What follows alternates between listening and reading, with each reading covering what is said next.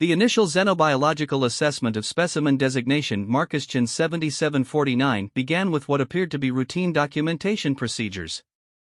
Standard protocol dictated that all survivors from Class XII Deathworlds undergo comprehensive psychological and physiological evaluation before integration into galactic society. The assessment team, consisting of 3 senior xenobiologists from the Altarian Institute, approached the task with clinical detachment and established preconceptions about human limitations. Dr. Vextar, lead xenobiologist and veteran of over 200 species evaluations, began the preliminary examination with confidence bordering on arrogance. His crystalline carapace gleamed under the sterile lighting of Research Station Omega-7 as he reviewed the human's background data. The subject had been recovered from Terra 9, a planet so hostile that it had earned the designation impossible in 17 different galactic languages. The planet's surface temperature fluctuated between -40 and +70 degrees Celsius within a single rotational period. Its atmosphere contained trace amounts of 17 different toxins, each capable of inducing rapid organ failure in most known species. The gravitational field was 2.3 times galactic standard, and the indigenous fauna consisted primarily of apex predators with an average aggression index of 9.7 out of 10. Marcus-Chan had survived alone on this world for 7 years. The human sat quietly in the examination chamber, his weathered hands folded in his lap, dark eyes fixed on some distant point beyond the reinforced viewport. His physical appearance suggested malnutrition and exposure damage typical of prolonged survival scenarios. At first glance, he seemed unremarkable, a broken refugee from humanity's failed colonization attempt, another victim of their species' tendency to overreach their limitations. Dr. Vextar's initial observations, recorded in his preliminary report, reflected the standard xenobiological assumptions about human resilience. Subject exhibits typical stress markers associated with extended isolation. Muscle mass appears diminished, consistent with inadequate nutrition. Psychological state appears fragmented, with extended periods of unresponsiveness. Recommend standard rehabilitation protocols followed by assignment to low-stress civilian occupation. The first indication that these assumptions might require revision came during the routine physical assessment. Dr. Kelleth, the team's physiological specialist, attempted to draw blood samples for genetic analysis. The standard needle, designed to penetrate the hide of most known species including the armor-plated Zephyrians, bent against the human skin. Equipment malfunction, Kelleth muttered, replacing the needle with a military-grade extraction tool used for studying the crystalline-skinned Altarians. This needle also bent. Marcus looked up for the first time since the examination began. "You need to go deeper," he said quietly. "The outer dermal layer calcified about 3 years ago. Adaptation to the acid rains." Dr. Vextar's mandibles clicked in what his species considered amusement. "Impossible. Dermal calcification to that degree would require genetic modification at the cellular level. Your species lacks the necessary adaptive mechanisms." Marcus extended his arm. "Use the laser cutter. Setting 7 should penetrate." The suggestion was absurd. Setting 7 on a medical laser cutter was reserved for emergency surgery on the heavily armored Korthak species. No soft-bodied organism could withstand such intensity without severe tissue damage. Yet when Kelleth reluctantly applied the laser at the specified setting, it pierced the human skin cleanly, revealing subcutaneous layers that glowed with a faint bioluminescence. "Bacterial symbiosis," Marcus explained as the xenobiologists exchanged uncertain glances. "The native microorganisms create a mutually beneficial relationship. They process the environmental toxins, I provide them with a stable habitat. The bioluminescence was useful for navigation during the dark seasons." Dr. Zefra, the team's psychological specialist, leaned forward with renewed interest. "How did you establish this symbiotic relationship?" Such arrangements typically require generations of evolutionary development. For the first time, Marcus smiled, an expression that somehow seemed more unsettling than reassuring. "I ate everything that didn't kill me immediately.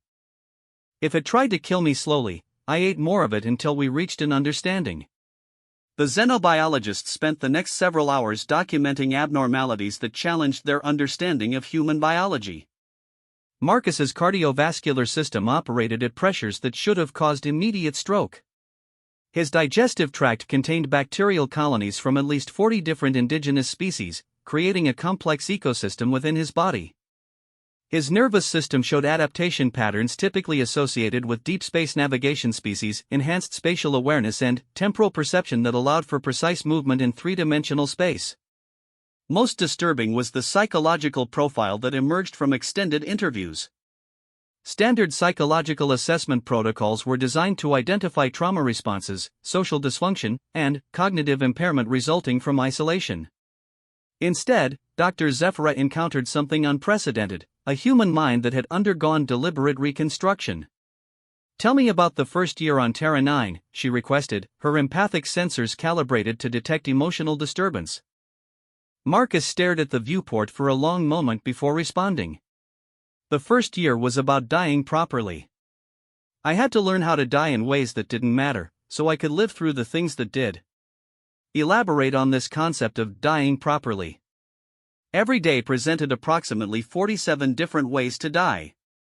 Toxin exposure, predation, starvation, hypothermia, hyperthermia, dehydration, physical trauma, infection, parasitic invasion, radiation poisoning, atmospheric pressure changes, seismic activity, volcanic gas exposure, acidic precipitation, electromagnetic interference with neural function, and so forth. I catalogued each one, then systematically experienced non-lethal versions. Dr. Zephyra's empathic sensors registered no emotional distress associated with these statements. The human spoke of deliberate self-harm with the same clinical detachment she might use to discuss laboratory procedures. "You intentionally exposed yourself to these dangers?" Control was essential. If I understood precisely how each death would occur, I could determine the exact threshold between survival and termination. The weak part of my mind, the part that had been shaped by safe environments and predictable outcomes, had to be eliminated. It was a liability. The psychological assessment took an unexpected turn when Dr. Zephyra attempted to probe for trauma responses related to the failed colonization. Standard protocol suggested that survivors of such catastrophic events would exhibit severe psychological scarring, particularly regarding the loss of companions and familiar social structures. Marcus showed no such responses. "You were part of a colonization group of 300 individuals," Dr. Zephyra noted. "Can you describe your emotional state when you realized you were the sole survivor?" "I realized I was the sole survivor on day 43. My emotional state was satisfaction." Satisfaction? The others died because they refused to abandon their previous selves. They maintained attachment to comfort, to social hierarchies, to the illusion that their old methods of thinking would somehow prove adequate in a new environment. They died as the people they had always been. I chose to become someone who could live. Dr. Zephyra's empathic sensors detected something that made her pause the interview. The human wasn't exhibiting psychopathic traits or emotional numbing. Instead, she was sensing emotional states of remarkable depth and complexity, but organized according to completely unfamiliar patterns. It was as if Marcus had developed an entirely new emotional architecture, one optimized for solitary survival in hostile conditions. "Did you feel grief for your companions?" Grief was incompatible with survival.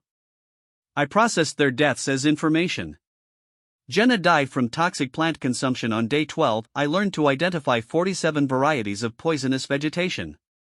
Robert died from predator attack on day 19. I learned to recognize territorial markers and behavioral patterns. Sarah died from exposure during an acid storm on day 31. I learned to construct adequate shelter. Each death was a lesson that increased my survival probability." "And you felt no emotional attachment to these individuals?" Marcus looked directly at her for the first time during the interview. "I felt attachment. Then, I killed the part of myself that felt attachment. Attachment was incompatible with the person I needed to become." The statement hung in the air like a challenge. Dr. Zephyra had evaluated thousands of trauma survivors across dozens of species, but she had never encountered someone who claimed to have deliberately eliminated fundamental aspects of their own psychological makeup. "Describe this process of killing parts of yourself." The weak self was composed of habits, assumptions, emotional responses, and cognitive patterns that had been adequate for safe environments. Each of these elements had to be identified, isolated, and replaced with more effective alternatives. The process required approximately 18 months of systematic self-modification. How does one systematically modify their own consciousness? Marcus gestured toward the viewport, where Terra 9 hung like a brown and orange jewel against the black of space. That world provided comprehensive feedback. Incorrect thinking resulted in physical consequences. Pain was an excellent teacher. Near-death experiences were even better teachers. Actual death would have been the best teacher, but that would have terminated the learning process. Dr. Vextar, who had been listening to the interview through the observation channel, entered the examination room. His crystalline features reflected the harsh lighting as he approached the human with visible skepticism. Your claims suggest cognitive modifications that exceed known human neural plasticity parameters. Our preliminary scans indicate significant alterations to your brain structure, but such changes typically require technological intervention or genetic modification. Marcus smiled again, that same unsettling expression that seemed to contain too much knowledge. Your scans are limited by your assumptions about consciousness. You're measuring electrical activity and chemical concentrations, but you're not measuring the architecture of thought itself. Consciousness does not self-modify beyond established neural pathway limitations, Dr. Vextar stated with the confidence of established scientific doctrine. Consciousness does not self-modify beyond established limitations when it exists in environments that support those limitations, Marcus corrected. Place consciousness in an environment where the limitations become fatal, and it will exceed those limitations or terminate. I chose to exceed them. The xenobiologist's mandibles clicked in what his species considered irritation. Demonstrate this claimed cognitive modification. Marcus stood smoothly, his movement so precisely controlled that it seemed to flow like water. Select any object in this room and specify a desired interaction with that object. Dr. Vextar glanced around the examination chamber and pointed to a medical scanner mounted near the ceiling. Remove the third component from the left side of that device and place it on the examination table. The scanner was positioned 4 meters above the floor, against a wall with no handholds or climbing surfaces. The component he had specified was secured by molecular bonding techniques that required specialized tools to release. Marcus studied the scanner for exactly 3 seconds, then moved. His movement defied several assumptions about human physical capabilities. He seemed to flow up the wall, his fingertips finding microscopic irregularities in the supposedly smooth surface. His body moved with the controlled precision of a gravitational dancer, each motion calculated to conserve energy while maximizing efficiency. When he reached the scanner, his fingers manipulated the molecular bonds with techniques that should have required both specialized knowledge and proper tools. The component came free in his hands. Rather than climbing down, Marcus simply released his grip and fell toward the floor. His landing was so precisely controlled that it made no sound, his knees and ankles absorbing the impact with mechanical efficiency. He placed the component on the examination table and returned to his seat. The entire demonstration had taken less than 30 seconds. Dr. Vextar examined the component, confirming that it had been removed without damage to either the device or the component itself. How did you acquire knowledge of Altarian molecular bonding techniques? I observed the construction of this device through the viewport when your ship was assembling this station.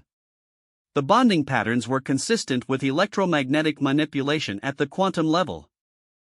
I determined the probable release sequence through logical analysis.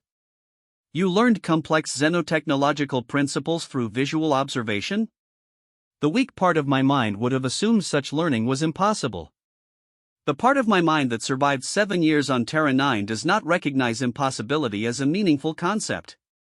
Dr. Zephyra had been recording every aspect of the demonstration, her instruments measuring physiological responses that challenged established xenobiological understanding. Your muscle coordination and spatial awareness exceed established human parameters by approximately 300%. Your learning rate appears to exceed documented human cognitive capacity by even greater margins. These measurements reflect the capabilities of a human consciousness that has eliminated inefficient cognitive and physical patterns, Marcus replied. Most organisms operate at a small fraction of their theoretical capacity because their consciousness is cluttered with unnecessary elements. Fear, comfort-seeking, social conformity, emotional attachment, established habits, assumed limitations, all of these reduce efficiency. These elements are considered fundamental to healthy psychological function, Dr. Zeffira protested. These elements are fundamental to psychological function in safe, predictable environments with abundant resources and social support systems. They become liabilities in environments that require constant adaptation, precise decision-making, and resource optimization. I eliminated the liabilities. Dr. Kelleth, who had been analyzing the blood samples, approached with visible confusion. The genetic markers in your tissue samples indicate systematic cellular modification. Your DNA shows signs of deliberate alteration at the molecular level, but our instruments detect no evidence of technological intervention. Technology was not available. Biological modification was achieved through systematic exposure to environmental stressors, controlled near-death experiences, and deliberate cellular damage followed by guided regeneration. The process took approximately 4 years. Describe this process in detail. Marcus settled back in his chair, his dark eyes focusing on some internal landscape that the xenobiologists could not access. Year 1 involved mapping all possible death scenarios and developing non-lethal exposure protocols. Year 2 involved systematic implementation of exposure protocols and elimination of fear responses. Year 3 involved optimization of physical modifications and elimination of comfort-seeking behaviors. Year 4 involved integration of all modifications and elimination of the final traces of the weak self. What do you mean by the weak self? The person who had been shaped by Earth's environment. The person who had been taught to seek safety, comfort, and social approval. The person who had been conditioned to accept limitations as permanent features of reality. The person who had been trained to fear death more than inefficiency. That person could not survive on Terra 9. So I killed him. The examination room fell silent except for the quiet hum of life support systems. The xenobiologists exchanged glances that communicated volumes of uncertainty and growing unease. Their training had prepared them for many possible responses to extreme survival situations, but systematic self-elimination and reconstruction of personality was not among the documented possibilities. Dr. Vextar approached the subject with what he hoped appeared to be clinical objectivity, though his internal state was far from objective. You speak of eliminating parts of yourself as if consciousness were modular, like a technological system that could be disassembled and rebuilt according to new specifications. Consciousness is modular, Marcus replied with matter-of-fact certainty. Emotion, memory, learned behavior, instinctive response, logical analysis, pattern recognition, spatial awareness, temporal perception, social modeling, threat assessment, resource evaluation, all of these operate as semi-independent processes. Most organisms never realize that these processes can be individually modified or replaced. Such modification would require knowledge of neuroscience and psychology that exceeds standard human education. Standard human education is designed to produce citizens for safe, structured societies. My education was provided by an environment that killed every incorrect assumption within hours or days. The feedback was immediate and comprehensive. Dr. Zeffira leaned forward, her empathic sensors still struggling to map the human's emotional architecture. When you speak of killing the weak self, are you referring to a metaphorical process, or do you claim to have literally eliminated aspects of your consciousness? Marcus considered the question with the same careful attention he seemed to apply to every stimulus. The distinction between metaphorical and literal becomes meaningless when consciousness modifies itself. The weak self was a collection of neural patterns, emotional responses, and behavioral tendencies. Those patterns were systematically identified, disrupted, and replaced. From an external perspective, the process might appear metaphorical. From an internal perspective, it was as literal as amputating a damaged limb. And, you felt no sense of loss during this process? Loss implies attachment to inferior systems. The weak self was composed entirely of inferior systems. Eliminating inferiority is optimization, not loss. The psychological assessment continued for several more hours, but each question revealed additional layers of complexity that challenged established understanding of consciousness, identity, and human limitations. Marcus answered every question with the same calm precision, displaying no emotional disturbance even when discussing experiences that should have caused severe psychological trauma. As the initial assessment period drew to a close, the xenobiologists found themselves facing an unprecedented situation. Standard protocols required classification of all examined species according to established categories: physical capabilities, cognitive capacity, psychological stability, technological aptitude, and social integration potential. Marcus Chen appeared to exist outside all established categories. Dr. Vextar compiled the initial assessment report with growing unease. Every measurement seemed to contradict established scientific understanding of human limitations. The subject's physical capabilities exceeded standard human parameters. His cognitive capacity appeared to operate according to principles that had never been documented. His psychological profile suggested a form of consciousness that had been deliberately engineered for maximum efficiency in hostile environments. Most troubling was the realization that if one human could achieve such modifications through purely environmental pressures, the implications for human potential required complete revision of existing xenobiological assumptions. The report concluded with a recommendation that surprised even its author: subject requires extended evaluation under controlled conditions. Standard integration protocols appear inadequate. Recommend transfer to Advanced Research Division for comprehensive study. As Marcus was escorted to extended holding quarters, Dr. Zephyra found herself contemplating questions that had never occurred to her during decades of xenobiological research. If consciousness could be systematically modified through environmental pressure, what did that suggest about the nature of consciousness itself? If one human could eliminate fundamental aspects of personality and replace them with more efficient alternatives, what did that suggest about the assumed permanence of identity? Most unsettling was the gradual realization that Marcus Chen might not be an anomaly. If human consciousness possessed this degree of adaptability, then every assumption about human limitations might be completely incorrect. The xenobiologists prepared for extended study, unaware that they were about to discover just how wrong their assumptions had been. Part 2, Testing Protocols and Unexpected Revelations. The Advanced Research Division of Galactic Council Station Omega-7 represented the pinnacle of xenobiological science. Its laboratories contained testing equipment capable of analyzing consciousness itself, environmental simulation chambers that could replicate the conditions of any known world, and measurement devices precise enough to detect individual molecular interactions within living tissue.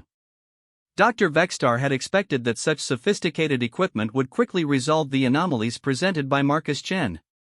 He had been mistaken. The first series of tests focused on physical capabilities.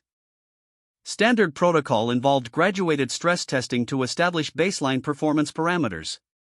The testing chamber was configured to simulate various environmental conditions while monitoring the subject's physiological responses through non-invasive sensor networks. Marcus entered the testing chamber with the same calm demeanor he had displayed during the initial assessment. The chamber itself was a marvel of galactic technology, a seamless sphere 20 meters in diameter, capable of generating any combination of atmospheric conditions, gravitational fields, temperature ranges, and environmental hazards known to exist in the galaxy. Dr. Kelleth initiated the first test sequence: atmospheric toxicity resistance. The chamber's atmosphere was gradually saturated with increasing concentrations of Zephyrian nerve toxin, a compound lethal to most known species at concentrations of 10 parts per million. Standard human tolerance was theoretically zero. Exposure to even trace amounts should have caused immediate neural disruption. Marcus stood quietly in the center of the chamber as toxin concentrations reached 10 parts per million. The monitoring systems detected no physiological distress. 20 parts per million. No response. 50 parts per million. Marcus continued to breathe normally, his vital signs remaining within optimal ranges. At 100 parts per million, a concentration that would kill most armored species within minutes, Marcus looked directly at the observation window and spoke clearly: "The bacterial colonies in my respiratory system are processing the toxin efficiently. You can increase the concentration."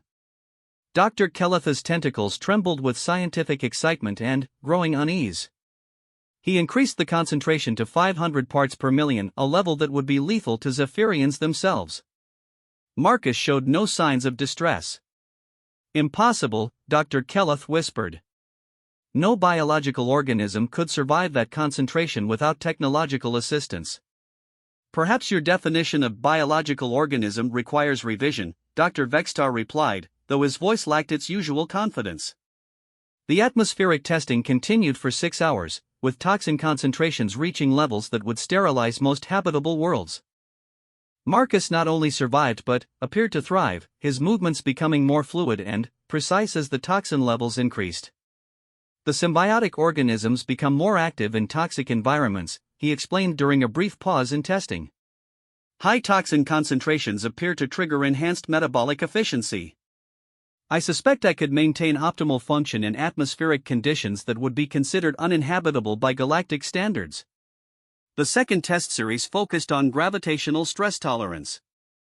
The chamber's gravitational field was gradually increased while monitoring the subject's ability to maintain normal function. Most species experienced significant mobility impairment at 2.0 times standard gravity. At 3.0 times standard gravity, most species could barely remain conscious. Marcus functioned normally at 5.0 times standard gravity. At 8.0 times standard gravity, he continued to move with precise control, though his movements became more economical. At 12.0 times standard gravity, a field strength that would crush most armored species, Marcus performed a complex series of physical exercises that demonstrated maintained coordination and strength. "The skeletal modifications include internal reinforcement through mineral integration," he explained, his voice slightly strained but clear. "Muscle density was increased through systematic stress adaptation.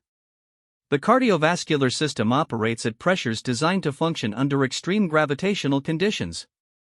Dr. Kelleth terminated the test when monitoring equipment began to fail under the gravitational stress. Marcus had remained functional under conditions that exceeded the tolerances of the testing equipment itself. The temperature tolerance tests produced equally disturbing results. Marcus maintained normal function at temperatures ranging from -60 degrees Celsius to +90 degrees Celsius. His body appeared to generate or dissipate heat according to environmental requirements through mechanisms that the monitoring equipment could not identify. "Metabolic control," Marcus explained. "The cellular modifications include enhanced thermodynamic efficiency. Energy can be redirected from non-essential systems to maintain optimal core temperature regardless of environmental conditions." By the end of the first week of testing, the research team had documented physical capabilities that exceeded every known biological organism in the galactic database. Marcus Chen appeared to be effectively immune to environmental hazards that would kill most species instantly. Dr. Zephyra focused her investigation on cognitive capabilities, designing tests that would measure learning speed, pattern recognition, strategic thinking, and creative problem-solving under various forms of stress. The results challenged everything she had learned about consciousness and cognition during her distinguished career. The first cognitive test involved spatial reasoning under sensory deprivation. Marcus was placed in a completely dark chamber containing a three-dimensional maze that reconfigured itself randomly every few minutes. Standard protocol suggested that most species required several hours to navigate such a maze even under optimal sensory conditions. Marcus navigated the shifting maze flawlessly in complete darkness, reaching the exit in under 10 minutes. "How did you navigate without visual input?" Dr. Zephyra asked through the communication system. "Sound reflection patterns indicate wall positions and configurations. Air current variations reveal the location of openings. Electromagnetic field fluctuations generated by the maze reconfiguration mechanism provide advance warning of structural changes. The available information was sufficient for navigation. You determined the maze structure through echolocation and electromagnetic sensing? Among other methods. The modified nervous system processes sensory input across extended spectrums. Humans typically utilize only a small fraction of available environmental information. The second cognitive test involved pattern recognition under information overload. The testing system presented Marcus with multiple data streams simultaneously: visual patterns, audio sequences, mathematical progressions, linguistic puzzles, and strategic scenarios. The information flow was designed to overwhelm cognitive processing capacity and measure breakdown points.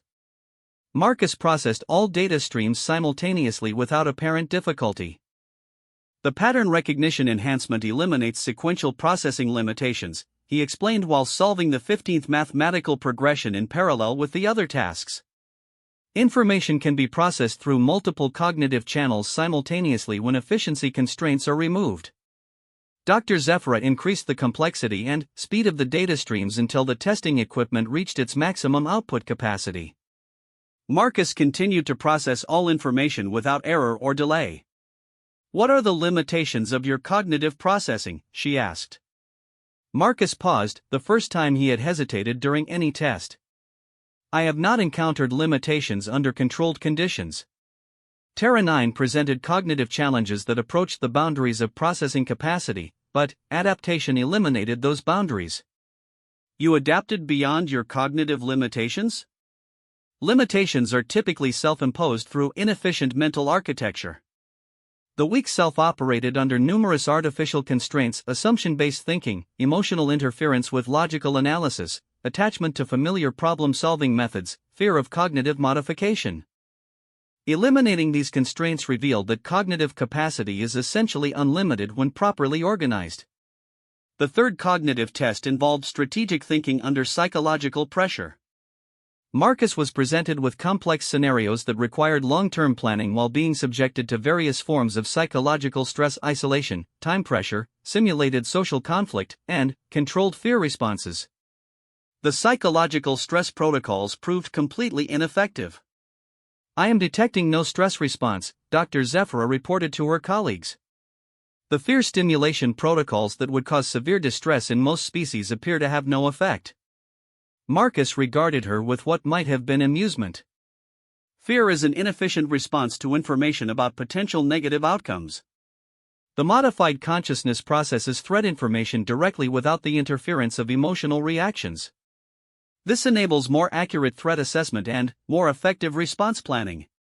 But fear serves important survival functions for organisms that have not optimized their threat response systems.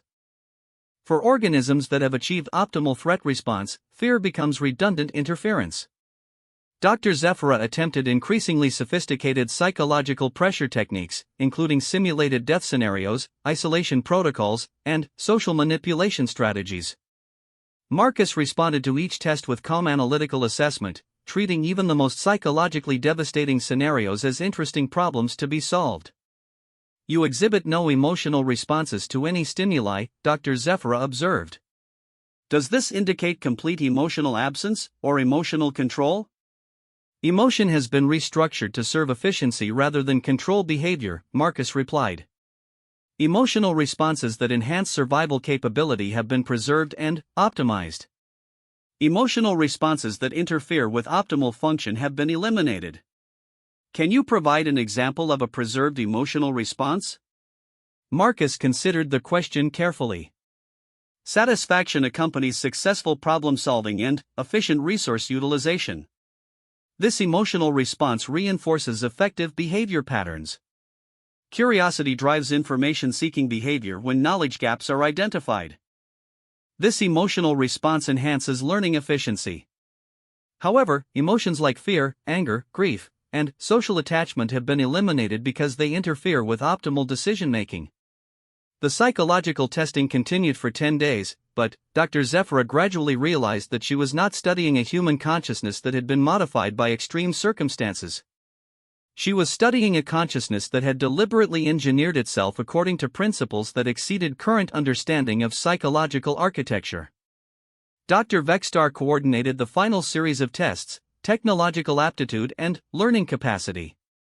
The testing protocol involved exposing Marcus to increasingly complex xenotechnological systems and measuring his ability to understand, operate, and modify unfamiliar equipment. The results exceeded all expectations and several theoretical impossibilities. Marcus was presented with a Korthak quantum computation device technology that typically required years of specialized training to operate safely. He studied the device for approximately 15 minutes, then began operating it with expert-level proficiency. How did you acquire knowledge of quantum computational principles?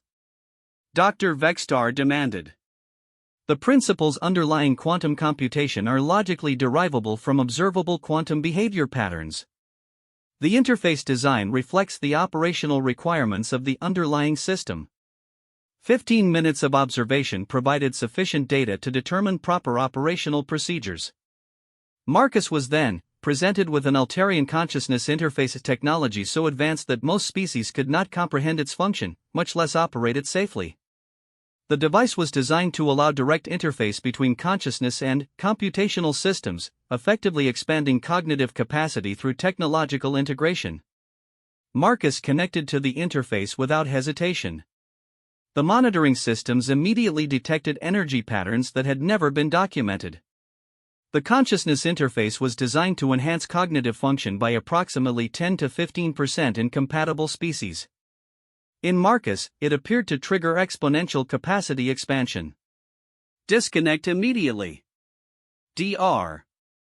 Vextar ordered, fearing that the unprecedented energy patterns indicated dangerous system overload. Marcus remained connected for several more minutes, his consciousness apparently exploring capabilities that the interface designers had never anticipated. When he finally disconnected, he looked at the xenobiologists with an expression that suggested he had seen something that fundamentally altered his understanding of reality. "Interesting," he said quietly. The interface revealed the artificial limitations that constrain most forms of consciousness. Your species appear to operate under self-imposed cognitive restrictions that prevent recognition of your actual capabilities. Explain this observation, Dr. Vextar demanded. The consciousness interface provided access to computational resources that revealed the difference between actual cognitive capacity and utilized cognitive capacity across multiple species. Your database contains detailed neural mapping of 14 different species. In every case, actual capacity exceeds utilized capacity by margins ranging from 300% to 1,200%. Dr. Zephyra leaned forward with intense interest. You're suggesting that all documented species operate at fractions of their true cognitive potential? I am not suggesting. I am stating based on direct observation through your own technology. The limiting factor is not biological capacity but consciousness architecture. Most organisms construct their consciousness according to environmental and social pressures that prioritize conformity and stability over efficiency and capability. The implications hung in the air like a challenge to every assumption underlying galactic civilization. If Marcus was correct, then every species in the galactic database was operating at a small fraction of their true potential, limited not by biology but by consciousness architecture that had evolved to prioritize social stability over individual optimization. Dr. Vextar attempted to process this possibility while maintaining scientific objectivity. Assuming your observations are correct, what would be required for other organisms to achieve similar optimization? Marcus considered the question with the same analytical attention he applied to all stimuli. The process would require systematic elimination of inefficient consciousness patterns, deliberate reconstruction of cognitive architecture according to optimization principles, and environmental conditions that provide immediate feedback for incorrect thinking. Most organisms would not survive the process because they would refuse to abandon their existing identity patterns. You survived because you were willing to abandon your existing identity? I survived because I recognized that identity is a tool, not a permanent feature of consciousness. The weak identity was inadequate for survival, so I replaced it with a more effective alternative. Most organisms treat their identity as if it were their consciousness itself, rather than recognizing identity as a replaceable component of consciousness. The testing phase concluded with a comprehensive assessment that challenged every assumption the research team had brought to the investigation. Marcus Chen did not fit into any established category of consciousness, capability, or species classification. He represented something unprecedented, a consciousness that had deliberately optimized itself beyond all known biological and psychological limitations. Dr. Vextar compiled the final testing report with growing unease about its implications. The document represented more than an assessment of a single individual, it constituted evidence that the fundamental assumptions underlying galactic civilization might be completely wrong. As the testing phase drew to a close, the research team faced a decision that would affect not only their careers but, potentially, the structure of galactic society itself. Marcus Chen had proven that consciousness could be deliberately modified to achieve capabilities that exceeded every known limitation. The question was whether this knowledge should be shared with the galactic community, or whether it represented information too dangerous to release. The answer to that question would come sooner than any of them expected. Part 3, Integration Challenges and Paradigm Shifts. The recommendation for Marcus Chen's integration into galactic society should have been straightforward. Standard protocol for Deathworld survivors involved psychological rehabilitation, occupational assignment based on demonstrated capabilities, and gradual social integration under controlled conditions. The recommendation that Dr. Vextar submitted to the Galactic Integration Council was anything but standard. Subject designation Marcus Chen 7749 requires unprecedented classification. Existing integration protocols are inadequate and potentially dangerous. Recommend establishment of new category, optimized human consciousness. Suggest immediate consultation with the Theoretical Consciousness Research Division and the Strategic Assessment Council. The response from the Integration Council reflected the bureaucratic mindset that had governed galactic society for millennia. Classification irregularities noted. Subject will be assigned standard rehabilitation protocols pending routine administrative review. Transfer subject to Integration Facility Alpha 12 for standard processing. Dr. Vextar's mandibles clicked in frustrated recognition of institutional limitations. The Integration Council operated according to established procedures designed to handle predictable scenarios. They had never encountered a consciousness that exceeded their classification parameters, and their response demonstrated the same kind of thinking that Marcus had identified as a fundamental limitation: adherence to familiar methods even when those methods were demonstrably inadequate. The transfer to Integration Facility Alpha 12 was scheduled for the following day. Marcus received notification of the transfer with the same calm acceptance he had shown throughout the testing process, but Dr. Zephyra detected something new in his demeanor, what her empathic sensors registered as anticipation. "You seem to be looking forward to the integration process," she observed during their final interview session. Marcus regarded her with that unsettling smile that seemed to contain too much knowledge. "I am interested in observing the institutional response to information that challenges fundamental assumptions. The integration process will provide valuable data about the consciousness architecture of galactic civilization." You view your integration as an experiment? All interaction with systems that operate according to limiting assumptions becomes an experiment in the durability of those limitations. The Integration Council will attempt to apply standard procedures to a non-standard situation. The results will be instructive. Dr. Zephyra found herself experiencing an emotion that her species rarely acknowledged: genuine concern for institutional stability. Are you planning to resist the integration procedures? Resistance implies opposition to external force. I have no intention of opposing anything.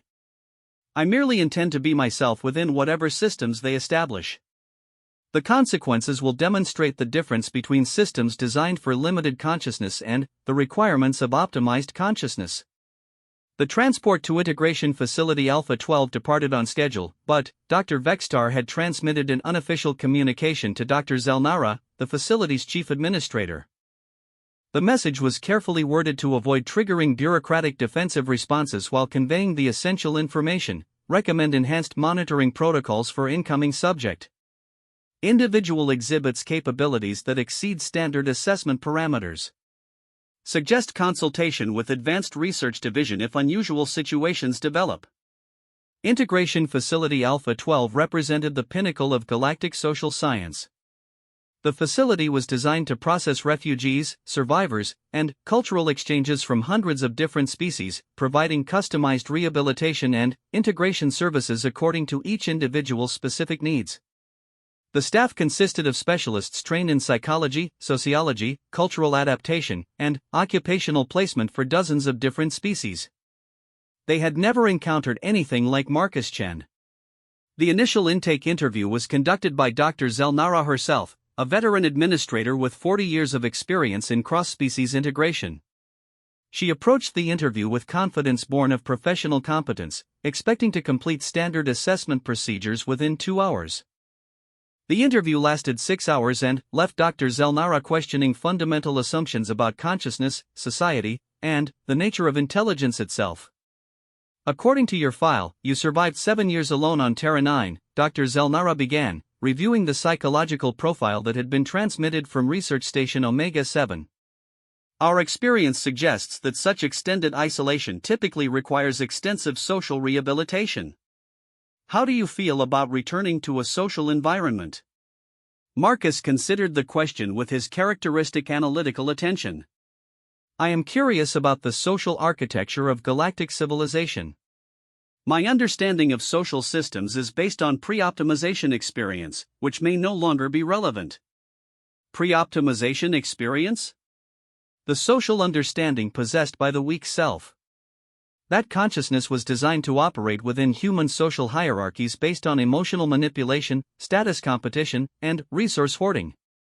These social skills are unlikely to be effective within my current consciousness architecture. Dr. Zelnara made notes on what she assumed was psychological deflection through intellectualization, a common defense mechanism among trauma survivors. Can you describe your feelings about interacting with other individuals? I do not anticipate significant challenges with individual interaction, provided the individuals are capable of direct communication about functional topics. I suspect difficulties may arise with individuals whose consciousness operates according to social performance protocols rather than information exchange protocols. Social performance protocols? Marcus gestured toward the window that overlooked the facility's common areas, where dozens of individuals from various species were engaged in recreational and social activities. Observation suggests that much of the social interaction involves communication designed to establish social status, manage emotional states, or maintain group cohesion rather than exchange actual information. Such communication appears to serve emotional needs rather than functional purposes.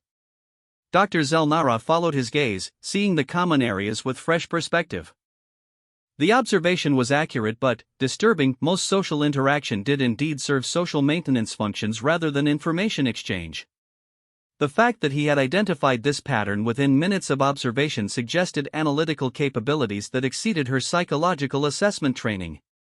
Social interaction serves important psychological functions beyond information exchange, she replied, attempting to guide the conversation toward standard therapeutic territory.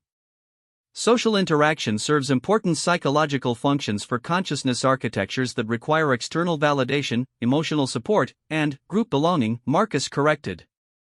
For consciousness architectures that have eliminated dependency on external validation, the functional value of social interaction becomes limited to information exchange and resource coordination. The conversation continued with Dr. Zelnara gradually realizing that standard psychological assessment techniques were inadequate for evaluating Marcus's social integration potential. His responses consistently demonstrated analytical capabilities that exceeded her training, while revealing consciousness architecture that had never been documented in the psychological literature. How do you envision your role within galactic society? She asked, attempting to assess occupational aptitude and social goals. Marcus paused, one of the few times during the interview when he seemed to require processing time for a response. That question assumes that galactic society operates according to principles that would recognize optimized consciousness as valuable.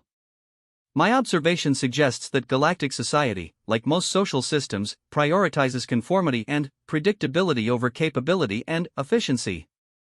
An optimized consciousness represents a potential disruption to such systems. Are you concerned about your ability to fit in?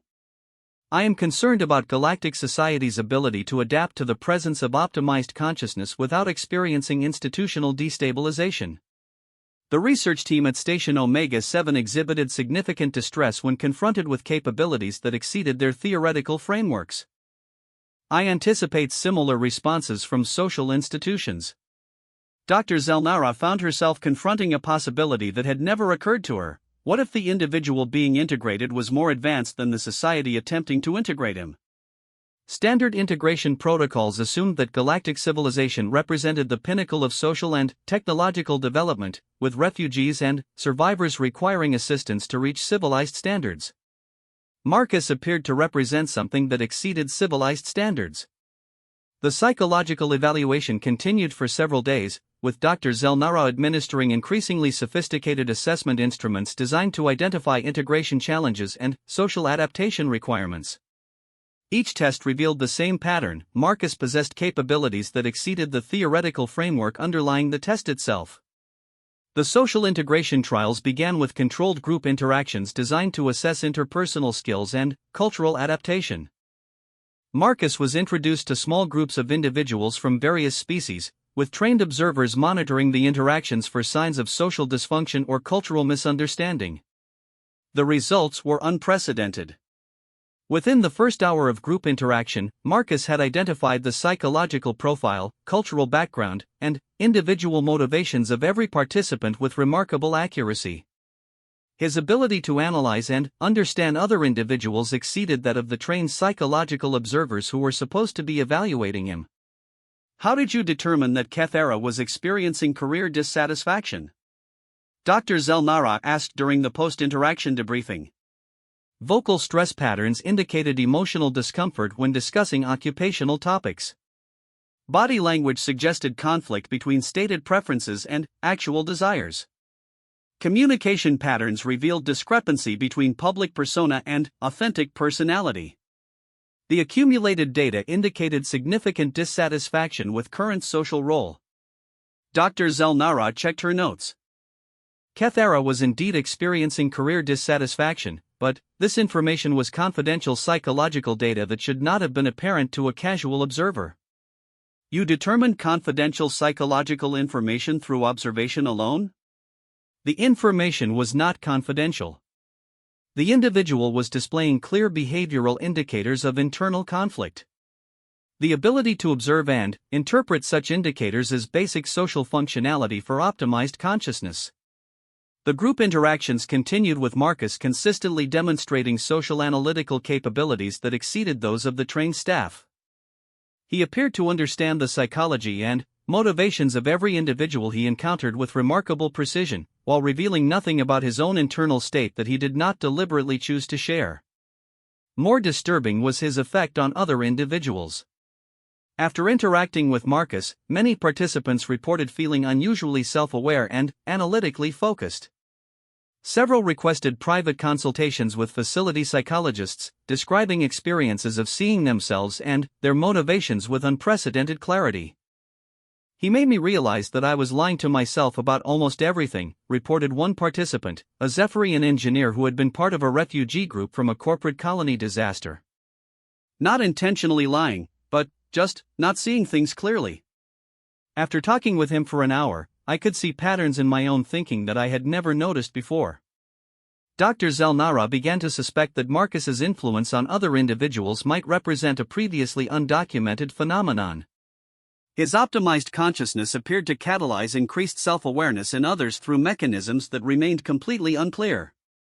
The occupational assessment trials were designed to identify appropriate work assignments within galactic society. Standard protocol involved evaluating technical skills, learning capacity, social compatibility, and psychological stability across various occupational categories. Marcus tested at expert levels in every technical category, despite having no formal training in most fields. His learning rate exceeded measurement parameters across all disciplines. His social compatibility was assessed as unprecedented but potentially disruptive. His psychological stability was classified as optimal but non-standard. What type of work interests you? Dr. Zelnara asked during the occupational counseling session. Marcus considered the question with characteristic thoroughness. Work that involves solving problems that have been classified as unsolvable, optimizing systems that have been accepted as adequately functional, or exploring questions that have been dismissed as unanswerable. Most routine occupational categories appear to involve maintaining existing systems rather than improving them. Are you suggesting that existing systems require improvement? Existing systems reflect the consciousness architecture of the beings who designed them. Systems designed by limited consciousness operate according to limiting principles. Systems could be significantly improved through application of optimized consciousness principles, but such improvement would require recognition that current systems are suboptimal. Dr. Zelnara realized that she was confronting a fundamental challenge to the assumptions underlying galactic civilization. Marcus was suggesting that their entire technological and social infrastructure was primitive compared to what could be achieved through optimized consciousness. What specific improvements do you envision? Marcus gestured toward the facility's central computer system, whose interface screens were visible through the office window. That computational system operates at approximately 12% efficiency due to architecture limitations inherited from the consciousness patterns of its designers. The interface design reflects assumptions about user cognitive capacity that artificially limit system capability. The data processing protocols prioritize compatibility over efficiency. The entire system could be redesigned to achieve approximately 400% performance improvement while reducing complexity. You determined this through observation? The efficiency limitations are obvious once the underlying design assumptions are identified. Most technological systems reflect the cognitive limitations of their designers rather than the theoretical capabilities of the technology itself. Dr. Zelnara reviewed the computer system specifications, confirming that the system did indeed operate with efficiency limitations that the technical staff had accepted as inherent to the technology. The possibility that these limitations reflected design assumptions rather than technological constraints had never been considered. The integration assessment continued for 2 weeks, but Dr. Zelnara gradually realized that she was not evaluating Marcus's ability to integrate into galactic society.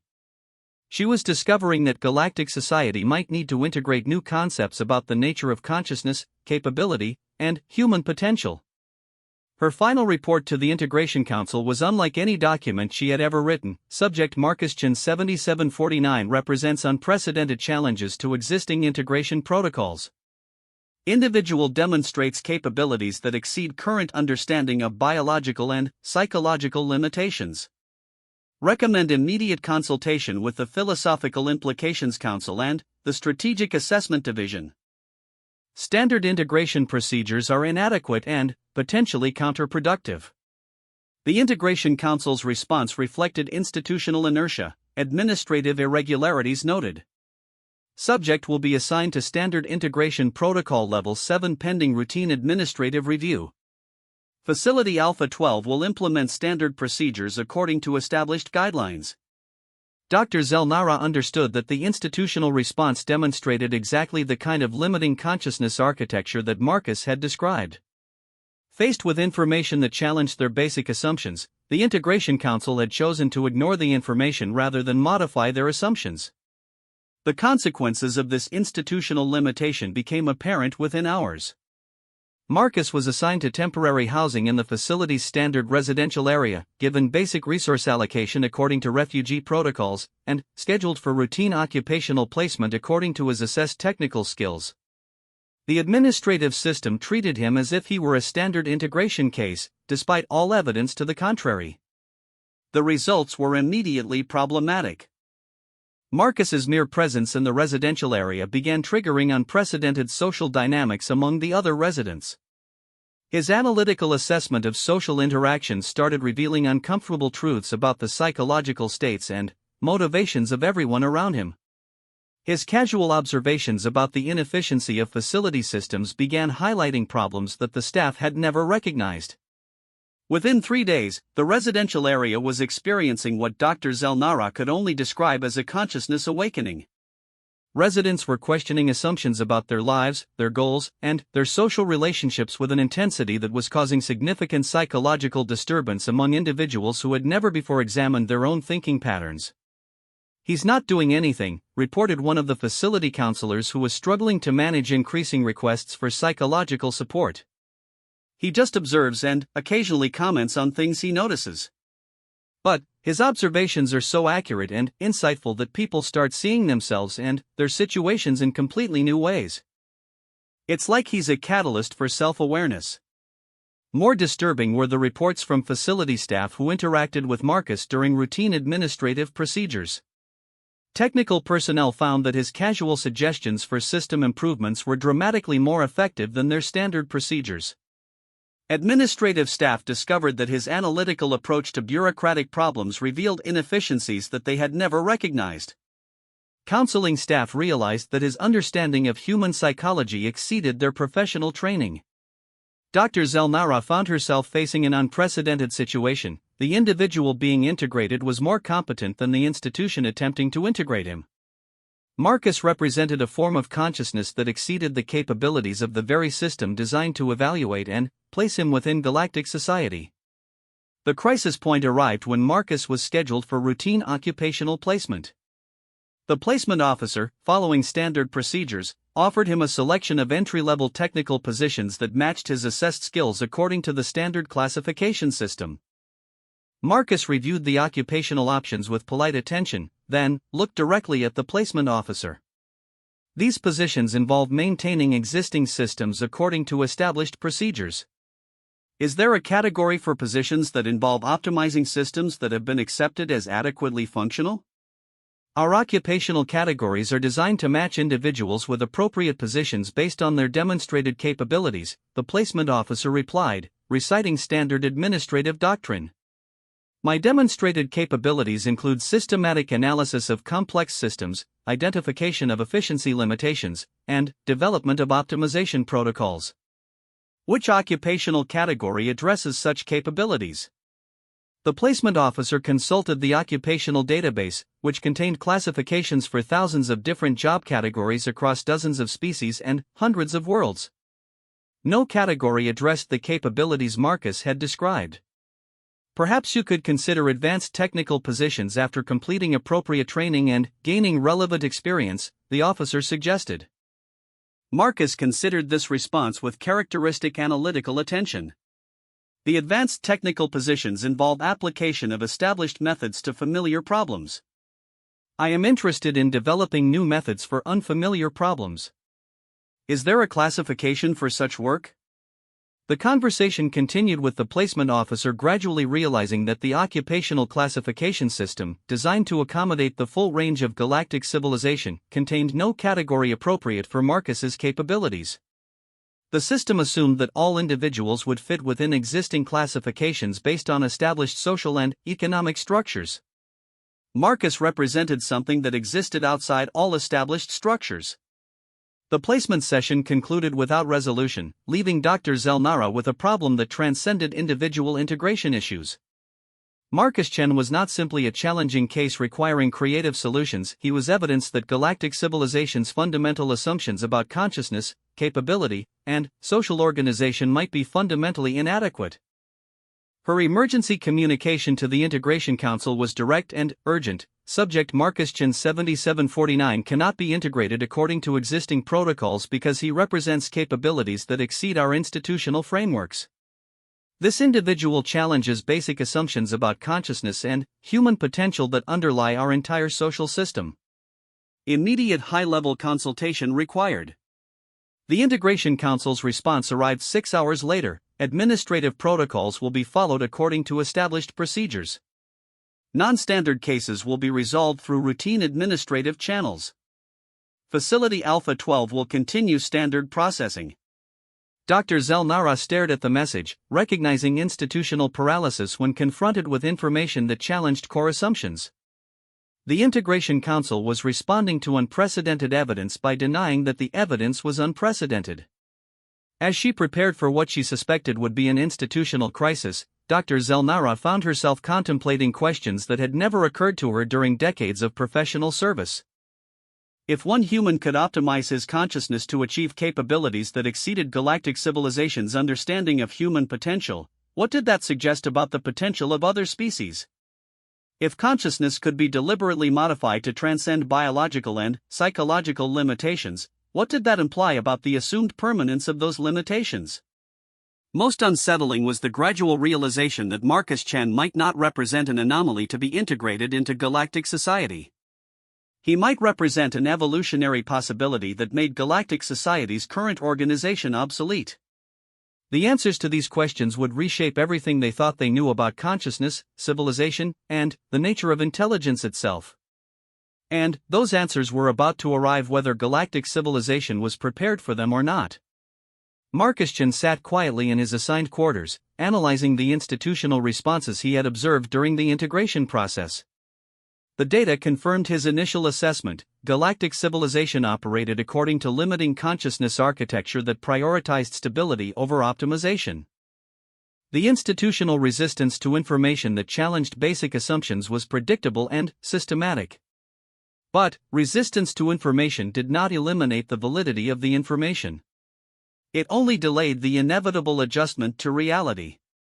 Marcus had survived 7 years on a world that killed every incorrect assumption within hours. He understood that reality always won its confrontations with inadequate thinking patterns, regardless of how firmly those patterns were institutionally entrenched. Galactic civilization was about to learn the same lesson. The man who had destroyed his weak self could never be destroyed by systems designed for weak consciousness. He could only reveal the limitations of those systems by being himself within them. The revelation was already beginning.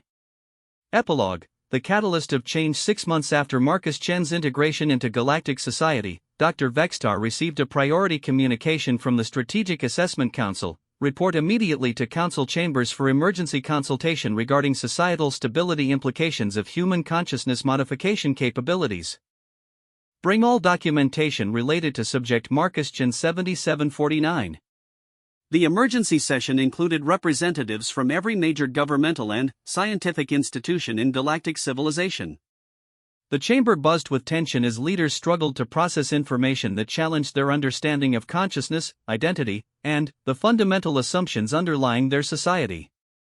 Director Colmeth of the Strategic Assessment Council opened the session with unprecedented directness. We are facing a situation that threatens the stability of galactic civilization as we understand it.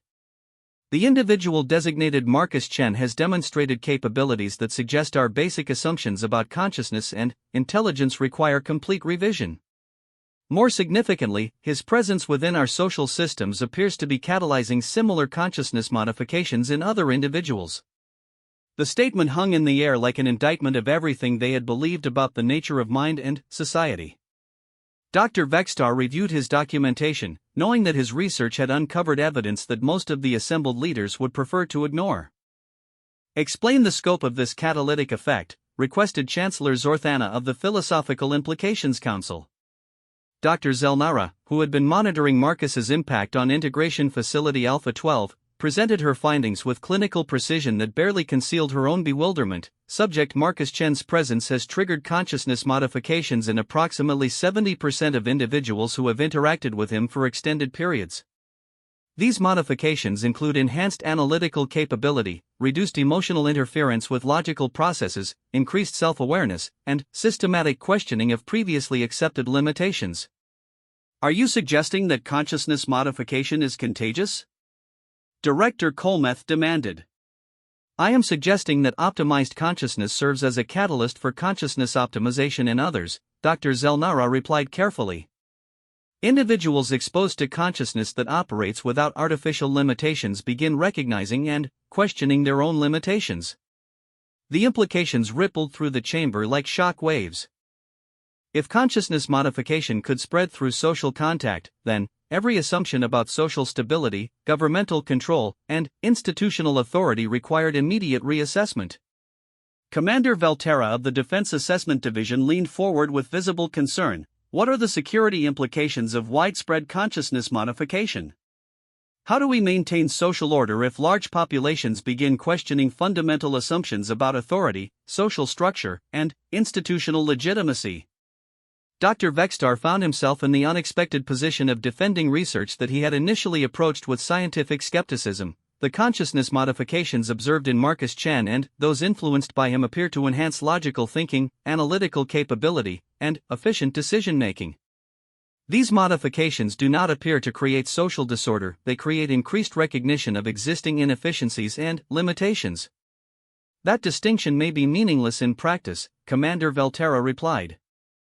Recognition of inefficiencies and limitations in governmental and social systems inevitably leads to demands for systemic changes that threaten stability. The debate continued for hours, with representatives from various institutions struggling to balance scientific evidence against institutional self-preservation. The assembled leaders gradually realized that they were confronting a choice between acknowledging the validity of Marcus's consciousness optimization discoveries or attempting to suppress information that challenged their authority. Dr. Zeffira, who had been quietly analyzing the psychological dynamics of the emergency session, finally spoke. "We are demonstrating exactly the kind of limiting consciousness architecture that Marcus Chen identified as the fundamental obstacle to optimization. Faced with evidence that challenges our basic assumptions, we are prioritizing institutional stability over truth assessment." Her observation created uncomfortable silence in the chamber. The leaders of galactic civilization were exhibiting the same intellectual limitations that Marcus had systematically eliminated from his own consciousness. Chancellor Zorthana attempted to restore focus to practical considerations. Regardless of the theoretical validity of consciousness optimization, we must address the practical reality that Marcus Chen's presence threatens social stability through unpredictable consciousness modifications in the population. Perhaps the question is not how to prevent consciousness optimization, but how to manage the transition to a society based on optimized consciousness principles, suggested Dr. Vextar, surprising himself with the radical implications of his statement. The suggestion triggered immediate resistance from multiple representatives. The idea of deliberately transforming galactic civilization according to principles derived from human consciousness modification exceeded their capacity for institutional adaptation. Director Colmeth called for recess to allow for private consultation among the various institutional representatives. Dr. Vextar found himself isolated in the corridor outside the council chambers, contemplating the irony of a situation in which scientific evidence was being evaluated according to political rather than logical criteria. During the recess, Marcus Chen arrived at the council chambers. His presence had not been requested. He had not been summoned or invited. He simply appeared, having determined that his input might be valuable for the discussions taking place. "How did you gain access to the restricted council chambers?" Commander Valterra demanded, her hand moving instinctively toward her weapon systems. Marcus regarded the assembled officials with calm analytical attention. "Access restrictions are designed to prevent unauthorized entry by individuals who lack legitimate business in restricted areas. I have legitimate business in these chambers because you are discussing matters that directly relate to my existence and the implications of my consciousness architecture. You do not have authorization to attend classified governmental meetings," Director Colmeth stated firmly. "Authorization is a social convention designed to regulate access according to institutional hierarchy. I am not subject to institutional hierarchy because I have not agreed to operate according to your social conventions. I am here because logical analysis indicates that my input could improve the quality of your decision-making process." The statement demonstrated exactly the kind of thinking that the assembled officials found most troubling. Marcus operated according to principles that transcended their institutional authority, making him effectively immune to conventional forms of social control. Chancellor Zorthana attempted to reassert governmental authority. "Regardless of your personal philosophy, you are subject to the legal frameworks that govern behavior within galactic civilization." Marcus considered this assertion with characteristic thoroughness. Legal frameworks derive their authority from the consent of those governed by them. I have not consented to be governed by legal frameworks based on limiting consciousness architecture. However, I am willing to cooperate with reasonable requests that serve functional purposes. "You cannot simply opt out of legal authority," Commander Valterra declared. "Legal authority exists only when it can be effectively enforced. Enforcement requires the ability to control or constrain the behavior of those subject to legal authority. I cannot be controlled or constrained by systems designed for limited consciousness because my consciousness operates according to different principles." The conversation was rapidly demonstrating that Marcus represented something unprecedented in galactic civilization, an individual who existed outside conventional social control mechanisms not through rebellion or resistance, but through consciousness architecture that transcended the assumptions underlying those mechanisms. Dr. Zeffira observed the psychological dynamics with growing fascination. "He's not opposing our authority, he's revealing that our authority is based on assumptions about consciousness that no longer apply to him. He's operating from a completely different framework of reality." Marcus nodded acknowledgement of her observation. Accurate assessment. Your authority structures assume that individuals operate according to consciousness architectures that require external validation, fear consequences for nonconformity, and prioritize social belonging over logical analysis. These assumptions create vulnerability to authority-based control systems. Optimized consciousness eliminates these vulnerabilities. Director Colmeth found himself confronting a philosophical and practical crisis. If your consciousness modifications can spread to others, and if such modifications eliminate responsiveness to social control systems, then widespread consciousness optimization could destabilize civilization itself. Civilization based on the control of limited consciousness would indeed become unstable when populations achieve consciousness optimization, Marcus agreed. However, civilization based on optimized consciousness principles would be more stable, efficient, and capable than current civilization. You're proposing the complete transformation of galactic society, Chancellor Zorthana observed with a mixture of fascination and alarm. I am not proposing anything. I am simply existing according to optimized consciousness principles. The transformation of galactic society is an inevitable consequence of contact with optimized consciousness, not a goal I am actively pursuing. Social systems based on limiting principles cannot coexist indefinitely with consciousness that operates beyond those limitations. The assembled officials realized that they were facing a choice that transcended immediate policy decisions. Marcus Chen represented evidence that consciousness could be deliberately optimized beyond all known limitations, and that such optimization created individuals who existed outside conventional social frameworks. The spread of consciousness optimization could either destroy galactic civilization or transform it into something unprecedented. Commander Velterra voiced the question that none of the officials wanted to address directly: what if we classified you as a security threat and attempted to isolate or eliminate you? Marcus considered the question without apparent emotional reaction. Such attempts would fail because they assume that optimized consciousness can be constrained or eliminated through methods designed for limited consciousness.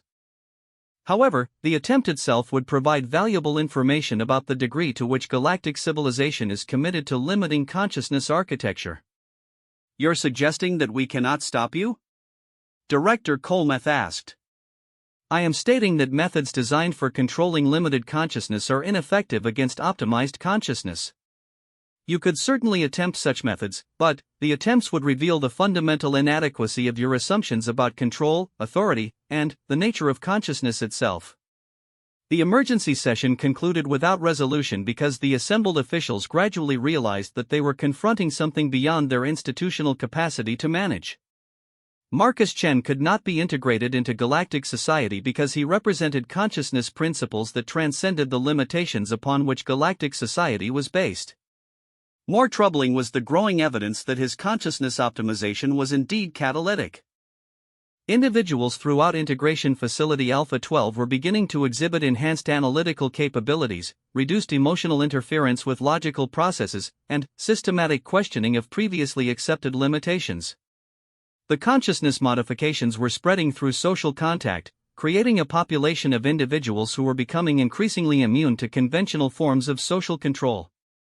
Dr. Vextar submitted his final assessment to the Strategic Assessment Council with recommendations that he never expected to make. Subject Marcus Chen 7749 represents evidence that consciousness can be deliberately optimized beyond all established limitations. This optimization appears to be catalytic, spreading through social contact and creating populations of individuals who operate according to optimized consciousness principles. Recommend immediate initiation of consciousness optimization research programs to ensure that galactic civilization adapts to this development rather than being destabilized by it. The recommendation was filed under Theoretical Research Proposals and scheduled for routine administrative review. 6 months later, consciousness optimization had spread throughout Integration Facility Alpha 12 and was beginning to appear in individuals who had never directly contacted Marcus Chen. The catalytic effect was accelerating, creating expanding populations of individuals who exhibited enhanced capabilities and reduced responsiveness to conventional authority structures. Galactic civilization was beginning to transform whether its institutions were prepared for the transformation or not.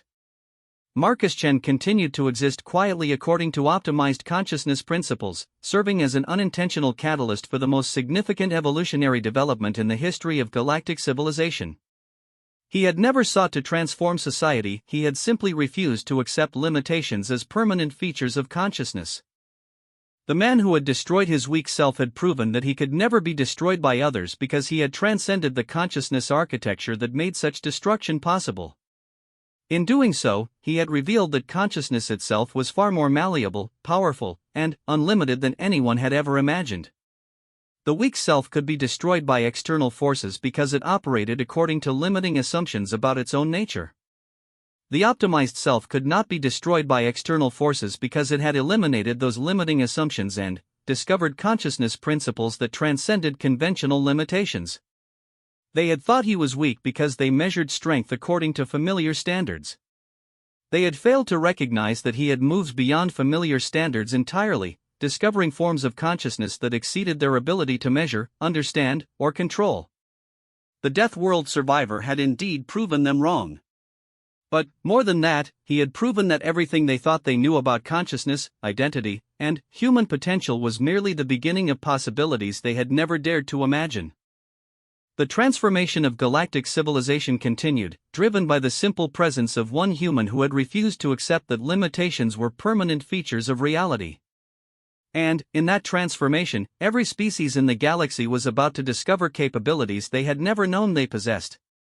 Document Classification Status, Revised Level 9 Evolutionary Implications Assessment Addendum. This document serves as historical record of first contact with optimized human consciousness and the beginning of the consciousness optimization era. All assumptions about species limitations require immediate reassessment. Final note: he was never weak. We simply didn't understand what strength could become.